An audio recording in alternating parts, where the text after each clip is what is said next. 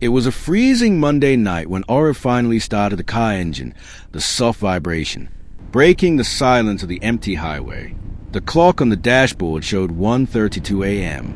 The city lights were long gone behind them, and the winding mountain roads ahead stretched endlessly into darkness. Arif, Kabir, Rohan, and Seema had been waiting for this Manali trip for months. After weeks of stress, deadlines, and routine life, this journey felt like freedom. You won't believe what just Music happened. played in the background. What? Tell me. Laughter filled the car. I saw a deer on the side and of the cold. road. Mountain air brushed against their faces as they rolled down the windows slightly. Everything felt perfect. According to the GPS, they were just 28 kilometers away from Manali, less than an hour to go. None of them knew that this last stretch of road would become the longest journey of their lives. As the car moved deeper into the mountains, the road became narrower, darker, and strangely silent. Arif noticed something odd. The headlights didn't seem to illuminate as far as they should. It was as if the darkness ahead was swallowing the light before it could spread. He leaned forward slightly, focusing hard on the road. Kabir, sitting beside him, was busy changing songs, while Yeah, but it's Rohan starting and to sound Seema in the weird. back were joking about Whoa, what was that? ghost stories, And then he tripped right completely there. unaware of the growing No way, that's unease inside hilarious. Aura's chest. A sudden This gust of is wind so hit much the car. fun! Yeah, For a the brief best. moment, the music system crackled with static before returning to normal. Arif gripped the steering wheel tighter. Did you feel that? He asked. That was Relax, hilarious. bro. It's just the mountains. You look Kabir laughed. worried. But Relax. Arif couldn't shake the feeling that something was Something's off. not. A few minutes later, What is the that? It's GPS glitching. screen flickered The once, light is pulsing twice, weirdly. and then went This isn't completely right. blank. Great. Seema muttered from the back. No signal. Rohan checked his phone. No network. Still no signal. Kabir tried Mine his. too. Same It's result. completely dead. The laughter slowly This is faded. weird. We're in The the silence middle of nowhere. inside the car felt heavier now, Stay calm, uncomfortable. everyone. Aura We're tried to almost stay through calm. this. It's normal in mountains, he said, though his Trees, they're voice getting so lacked tall. confidence. It's like the forest is Outside, closing in. the trees looked taller, darker, almost like shadows standing still and watching them pass.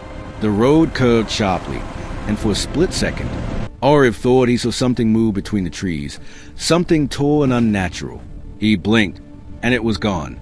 He didn't mention it. Then they saw the signboard. Manali, 28 kilometers. Kabir read it out loud and smiled. Almost there. But Aura's expression didn't change. Something about the sign felt wrong. Old, rusted, like it had been there for decades without being touched.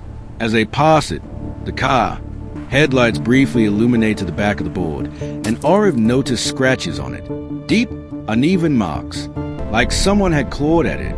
He almost stopped the car, Probably but nothing. decided against it. Probably nothing, he whispered to himself. 10 minutes passed, or at least it felt like 10 minutes. The road didn't seem to change. No new signs, no other vehicles, no lights in the distance, just the same endless darkness. Then suddenly, another signboard appeared. Manali, 28 kilometers. This time, everyone noticed. Silence. Kabir leaned forward. Wait, didn't we already pass this? And how is it? Rohan sat up straight. Yeah. Yeah, I remember this. Seema forced a laugh. Coincidence. But no one believed that. Arif slowed down the car. His heartbeat was louder now. This isn't possible. This isn't possible, he murmured. The air inside the car felt colder, heavier. Even their breath was starting to become visible. Kabir tried turning the music back on, but the system only produced static.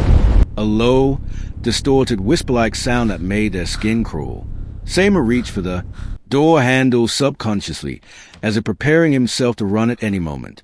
Outside, the forest seemed closer now. The trees leaned inward, as if the road was narrowing, trapping them. And then they saw her, a figure standing at the edge of the road. A woman, dressed in white, completely still. Her long black hair covered her face, and her body didn't move, not even slightly. Not with the wind, not with the cold. She just stood there, waiting.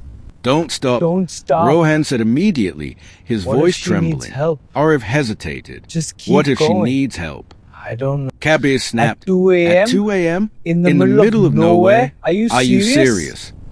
The car slowed down anyway. The woman slowly lifted her hand, not waving, just pointing at the car. Something inside Oriv froze. His foot pressed the brake without him realizing it. The car stopped. For a few seconds, nothing happened. No sound, no movement. Then, the woman took one step forward, and in the blink of an eye, she was standing right in front of the car. Oriv screamed and slammed the brakes harder, even though the car was already stopped. The headlights flickered violently. For a split second, they saw her face. Her eyes were completely black. No whites, no pupils, just darkness, and her lips stretched into a slow, unnatural smile. The engine died instantly. The headlights turned off. Darkness swallowed everything. Inside the car, no one moved.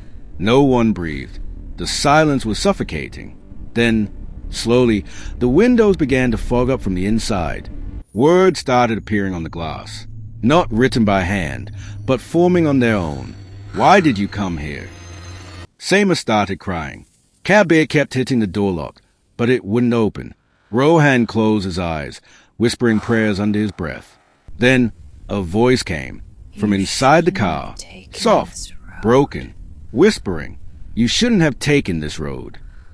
Seema turned around slowly, and his scream shattered the silence. The woman was sitting in the back seat, right between them. Her head tilted unnaturally. Her hair slowly moved away from her face, revealing that same black, endless eyes. She leaned forward, closer to Oriv's. This road doesn't lead to Manali. Her voice cracked. It leads to us. Suddenly, the car started moving. On its own, the steering wheel turned violently. The speed increased rapidly.